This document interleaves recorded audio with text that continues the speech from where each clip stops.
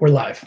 I just wanted to create a quick video on dichotomies and priorities in business and life, right? So, um, an interesting thing about like business, for example, is you have to manage both the business that you're currently in and the future business you're driving, right? Because if both aren't successful and you're not balancing your effort and time, then if you focus too much on the future business, your current business will struggle and you'll never make it there. If you focus too much on your current business or old model, you're not going to change with the time, and you won't provide the value that you need to in the future to maintain a solid business, right? So there's like this dichotomy of where you should put your time, energy, and focus, but you have to manage both, right?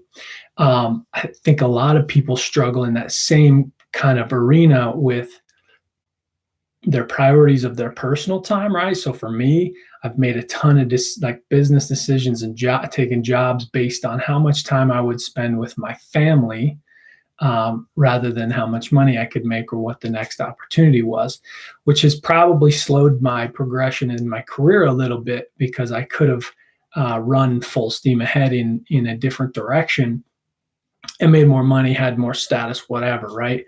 But I would have missed out on time with my family that I thought was more valuable. But it's like the priority versus the demand that the market wants, right? So you have to try and balance those things. Understand, like, write down your priorities and understand your own priorities.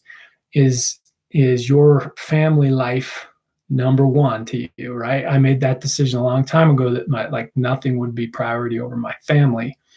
And therefore I have to make career decisions and entrepreneurial decisions and things like that based on, how much time I have outside of my family time, instead of how much family time do I have after I've done whatever my job requires or my entrepreneurial goals require, right? And the same applies to so many other arenas in our lives, like in your product development, like that has to change. So you're really managing your people. Don't get too attached to your product or service, because maybe your obsession with some product has created value, but it's going to be irrelevant at some point, and you need to upgrade it or change it or change directions. So it's like, how much time and energy do you need to put into that product for now?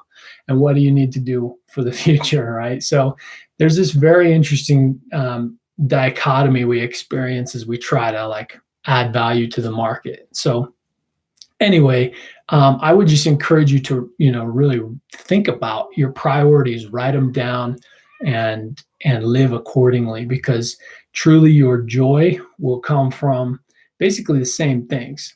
Like most people, joy comes from quality relationships, health, a sense of security, a sense of belonging, things like that. So make sure you've got that list. In fact, on my website, I think it's on the home page, there's a list of the 5 things that the dying said, top 5 regrets of the dying. And basically none of them were, I wish I'd have made more money, or I wish I'd have spent more time at work. It was that they had their priorities wrong, and you could go check that out and see what their priorities were. But just spend some time thinking about it, write them down, and live your life according to your own priorities.